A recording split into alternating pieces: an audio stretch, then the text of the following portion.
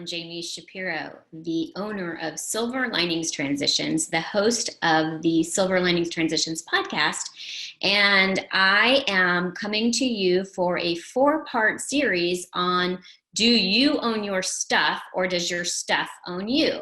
So this is a talk that I have been giving for a couple of years now, definitely tweaked it along the way, and I have had an opportunity to give the talk several times now through the coronavirus shelter in place through webinar.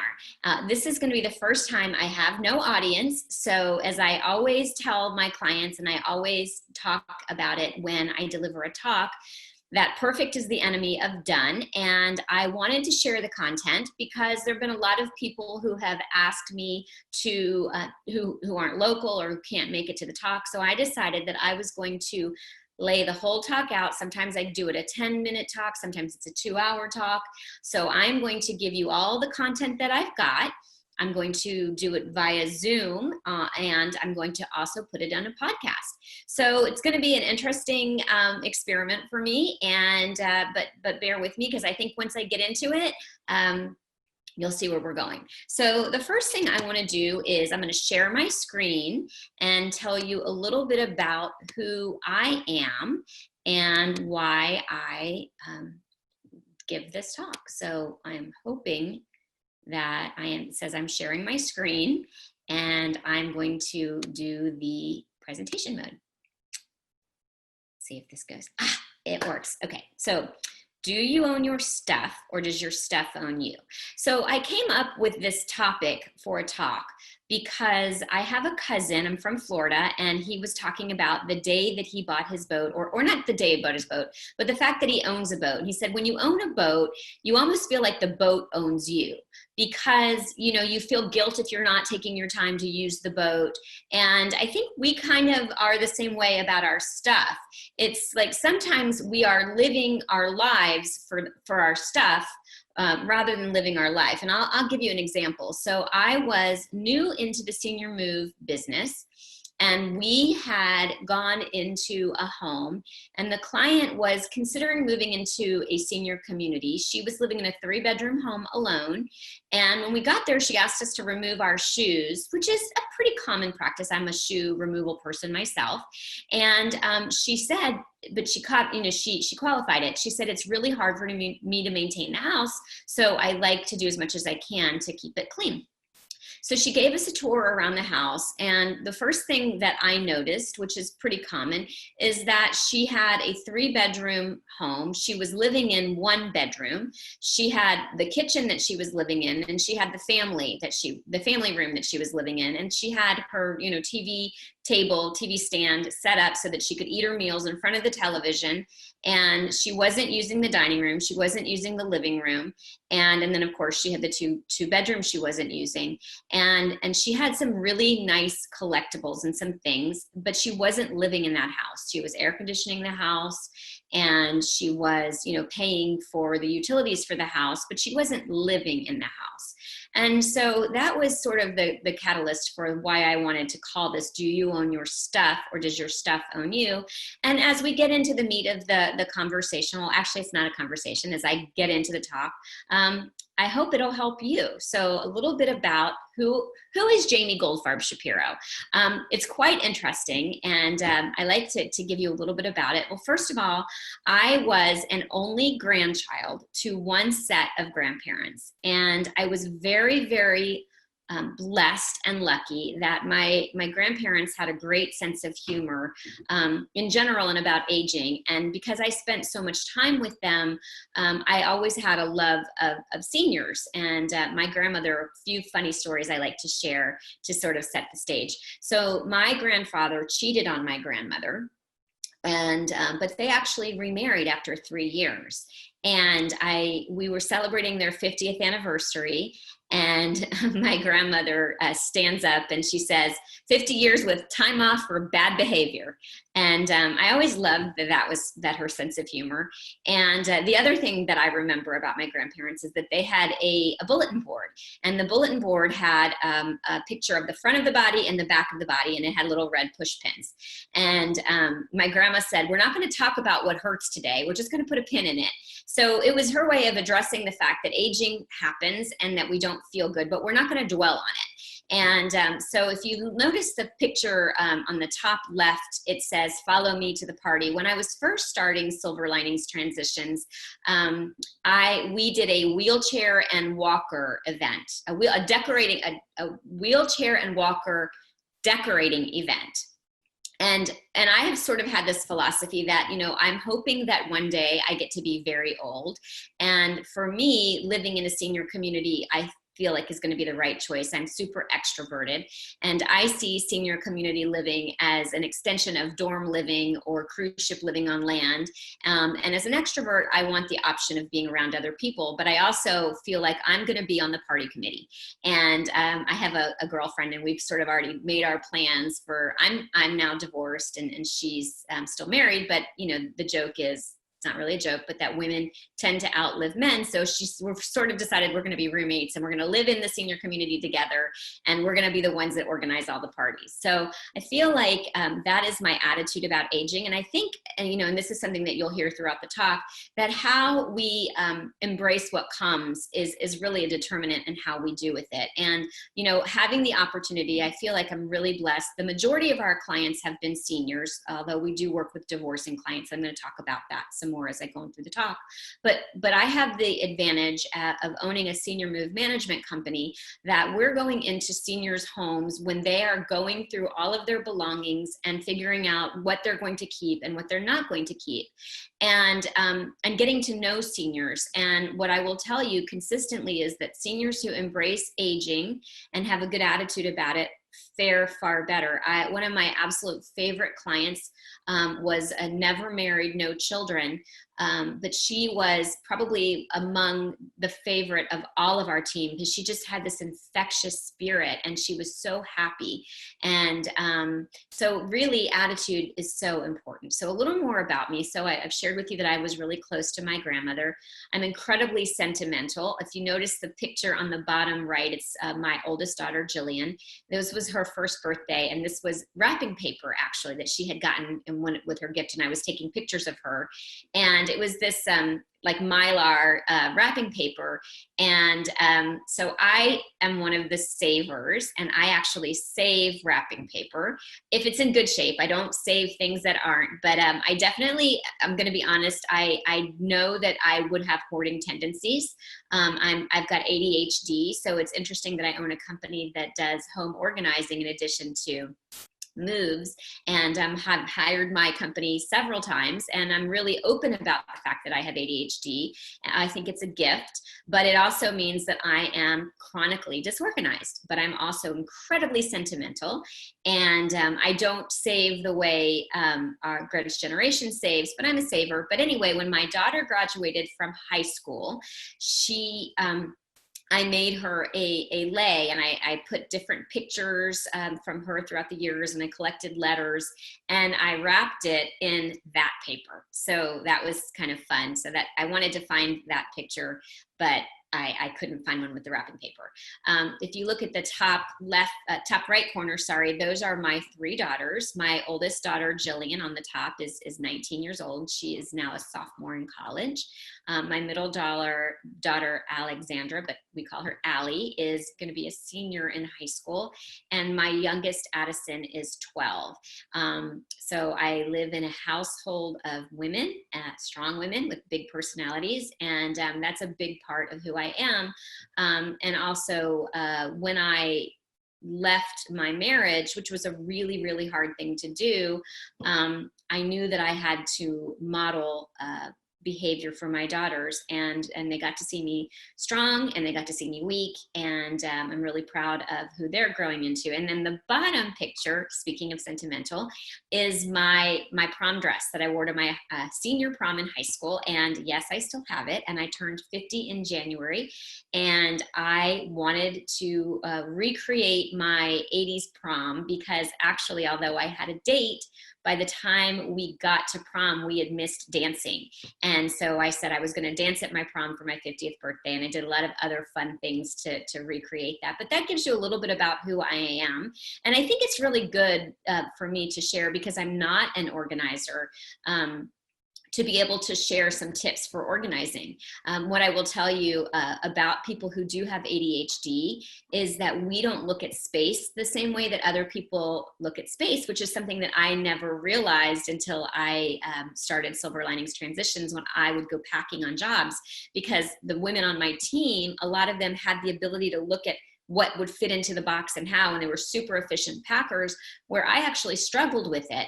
And interestingly, although I've owned the company now for 6 years, one of the things that we do before we ever go in and help people move is we help them sort through their belongings. And interestingly, I have never been the one to lead a sort, because I don't think that way. So I think that's going to be helpful as we go through the content of the talk. So I've told you who I am. Now I want to share a little bit about who Silver Linings Transitions is. And so I started, as I mentioned, Silver Linings Transitions about 6 years ago as a senior move management company. And one of the things that happened shortly after I started the business is I ended up going through a divorce. And I was in my attorney's office when so basically my ex-husband and I had been married for 15 years. We had relocated from Florida, and I had given up my career so that we could move to San Diego and allow his career to continue. And so we really are pretty amicable as divorces go, but we had gotten to a disagreement about the house. He had said that I could stay in the house until our youngest graduated high school, and then he changed his mind because he realized that he wouldn't be able to buy a house, and I understood that, but he had then said he wanted me to be out of it in 2 years, which would have put our oldest daughter going into her senior year of high school. And so I went to an attorney to consult to see, what I could do. And she basically looked at me and she said, you don't have a leg to stand on.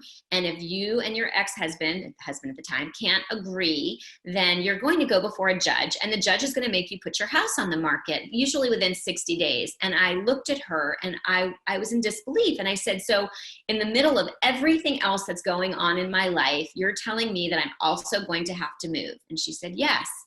And in the middle of my own attorney's consultation, I took out my floor planning board for my business, and I started to tell her about Silver Linings Transitions and that we were a move management company for seniors. And did she think that that was something that would translate to divorcing couples?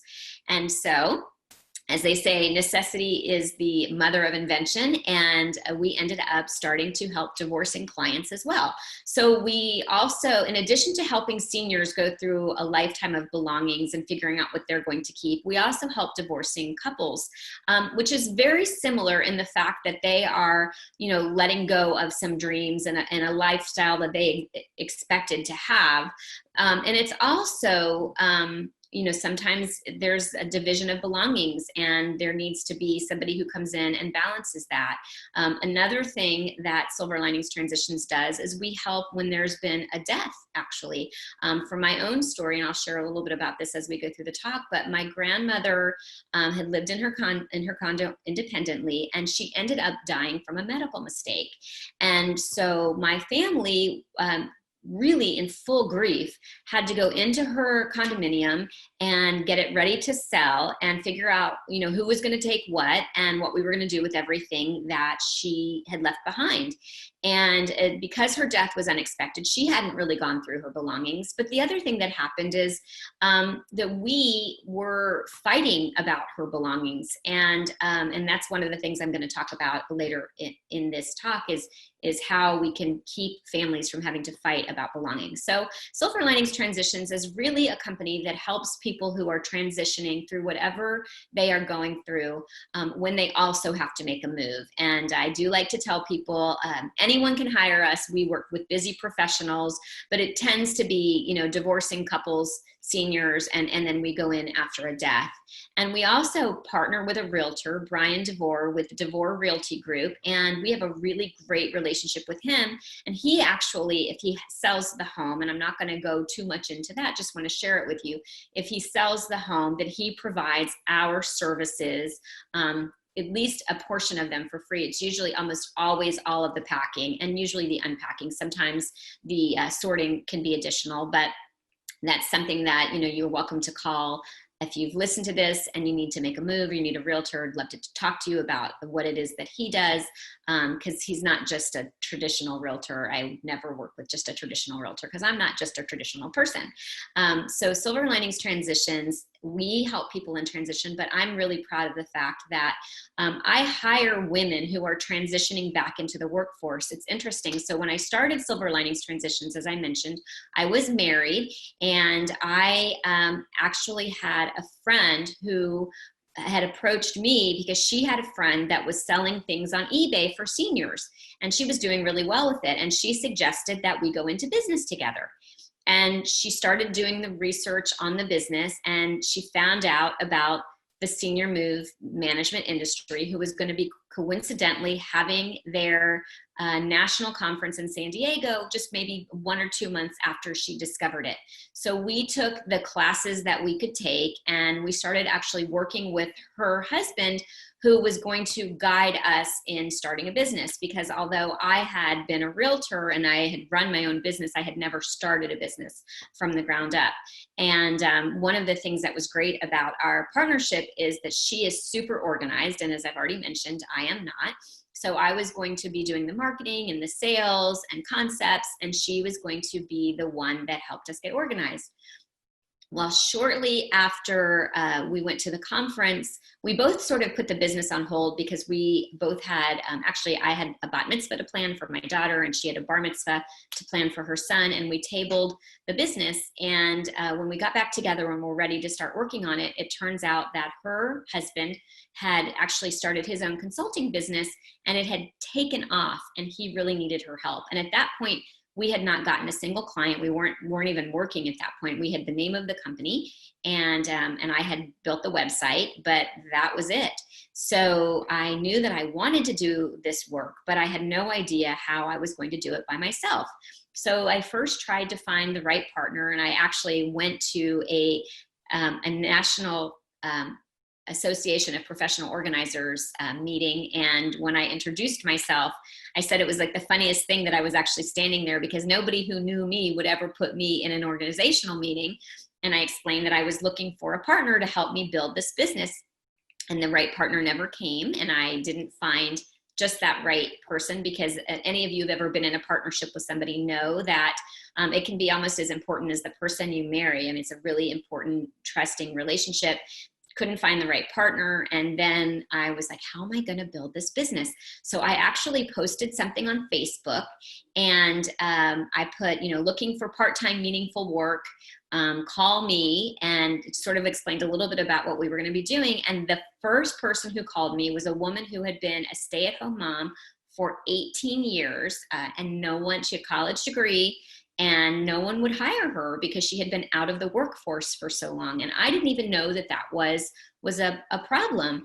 And so that was another light bulb for me in starting the business, is realizing that women who are transitioning back into the workforce need an employer who's going to be understanding of that gap. And I actually love the fact that they took the gap, because to me it means that they spent time being at home and caring for loved ones.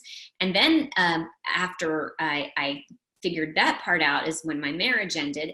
And then I realized that divorcing women, a lot of times, and I'm one of those people who, typically a partner, two partners will put one person's career over the other. And what happens is that we don't fund women's retirement. Women don't necessarily keep up with their employment. And there's, I believe it's called a motherhood gap. I'm not sure of the correct terminology, but there is a motherhood penalty for altering your career. So I thought, well, I wanted Silver Linings Transitions to be that springboard for people who wanted to get back into the workforce, but also needed confidence that it was okay that they had that gap, and also a flexible schedule. So it's been really wonderful that our clients understand that, you know, a lot of the women have to stop work at the end of the day to pick up children. And we do hire men. Actually, I had someone approach me, and we've hired college students who are wonderful during the summer when we're busy, but it tends to be women on the team. So the other thing, so that's who Silver Linings Transitions is. And I think, again, we have the benefit of helping people, you know, go through a lifetime of accumulations and really figure out what's important, what's not important. And we're going to talk about a lot of that in this talk. The other thing that the talk is going to cover, and again, it's going to be in 4 parts, is what are considerations to make when you're organizing, and, you know, what is the lifestyle you want to live, and because we don't want you to throw away things that are important. And then we're going to talk about tips and trends, and what resources are available is also going to be something that I cover. And then lastly, I want to talk a little bit about the pandemic and the behavior that we saw in people, and why we saw the hoarding of toilet paper. So that's a little bit about Silver Linings Transitions. The photo on the bottom is as us in our team uniform. I love the apron, because our saying is Silver Linings Transitions, moving you towards a brighter tomorrow. And I think that the mango apron is super recognizable. When I first was getting the business started, I wore that mango apron everywhere I marketed and networked, and people still remember me, and I'll still put it on whenever I go on a job. And we're growing, but people still know the mango apron. And I'm really proud of the Better Business Bureau accreditation. I think it's really important, especially when working with seniors, that there's some level of trust, and they know that, you know, you have to subscribe to a certain ethics to be a member of Better Business Bureau. And there's a place that they can go, that a client can go to complain. We also have 5-star Yelp rating, and we're members of the National Association of Senior Move Managers, which I think is really also important, because there are other people who do senior moves, but they don't have the level of skill and care that we have, and the training that is required for us to be certified senior move managers. I think that it's really important when you're going through a transition like this one, that you vet the people that you're working with, and that they do have an understanding of what the situation is. So that is who Silver Linings Transitions is, and who I am as Jami Shapiro. So I like to start by getting an idea of who I have in the audience. And also sort of like what the situation is with the garage. So normally I'm in front of an audience, and I get to ask this question, and I will ask people, and you who are watching or listening, you can answer this for yourself, but how many people have a 2-car garage that can actually park 2 cars in it? And it's very, very rare that I get hands. In fact, the statistics are that 25% of people with a 2-car garage can't park a car in it at all, and 32% can park 1 car. So it's very rarely half of the audience that raises their hand. And interestingly, 1 out of every 10 Americans rents off-site storage. And that is actually, we have more storage units than we do Starbucks. And, you know, when you think about what people are paying to keep things in storage, do we really need all of that? A lot of times we're just keeping it there because we don't feel like dealing with it, but it's really money down the drain. It is also a service that Silver Linings Transitions provides, where we'll go into storage units, and we can go through everything, help sell what needs to be sold, ship what needs to be shipped, and coordinate donations. And when we have to, unfortunately, the landfill, you know, when we just can't find the right home for it. And I will tell you also that because this is the pandemic and there are still a lot of charities that have either closed or aren't open, sometimes when you're going through the organizational process, one of the things that keeps us stuck is wanting to do the right thing with our belongings.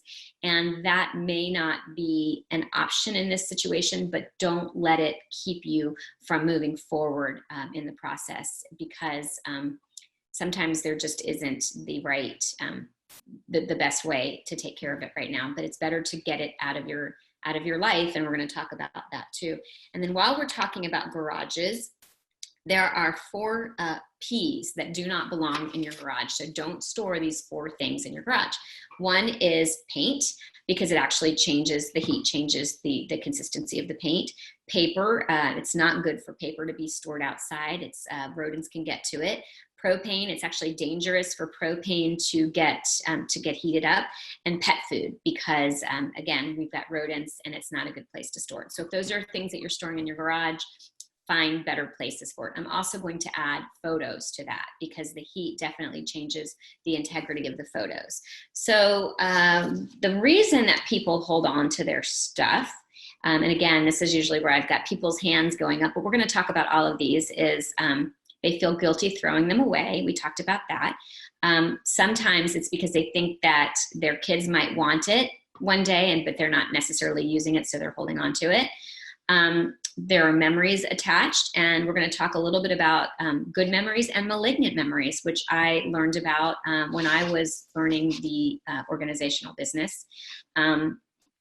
Sometimes people are afraid that if they give it away, it's like giving a part of themselves up. Maybe it was, books that they collected, or, I personally used to hold on to old essays and things. And I had this thought that one day somebody was going to make sure that I had graduated from college and I was going to have to share all of my essays. But I did finally only save a couple that were really, really awesome.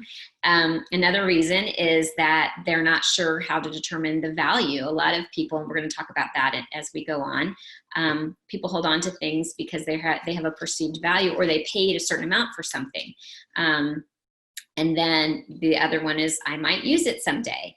The being in the pandemic is an interesting, it's been an interesting lesson, because it's a big pause.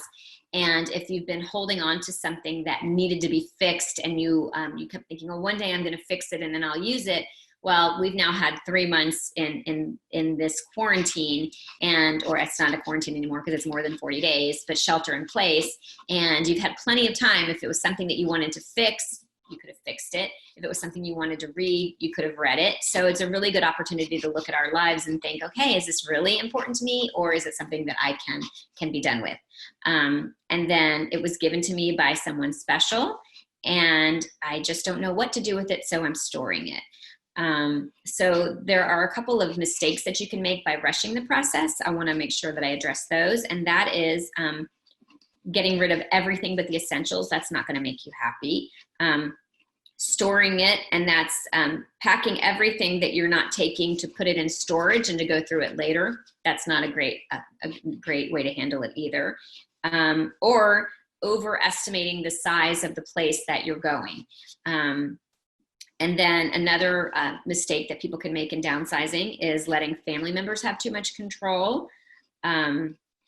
They believe that their belongings are worth more than they really are. And it's really a painful conversation for me when I go into a senior's home and have to explain that the 2 things that they're probably not going to want to hear. One is that a move is going to be really stressful. It's actually a move into a senior community is actually medically identified as relocation stress syndrome. And if you think about any time that we are in stress, our brains sort of take over. We can become forgetful. We can become sick, because stress is not good for our body. So I always tell people at the offset, when we're going to start working with a client, that be prepared that you're going to be stressed. You may have some memory loss. It is not permanent. This can be related to relocation stress syndrome, and I give them some information. And then the other thing I tell them is that the likelihood is that they may have a perceived value of their belongings that may not be accurate. And I like to set the stage, because almost always there is disappointment. And then it's really important to have a plan in place. So this is part 1 of the 4-part series, and I'm going to be taking a break and hope you will join for part 2.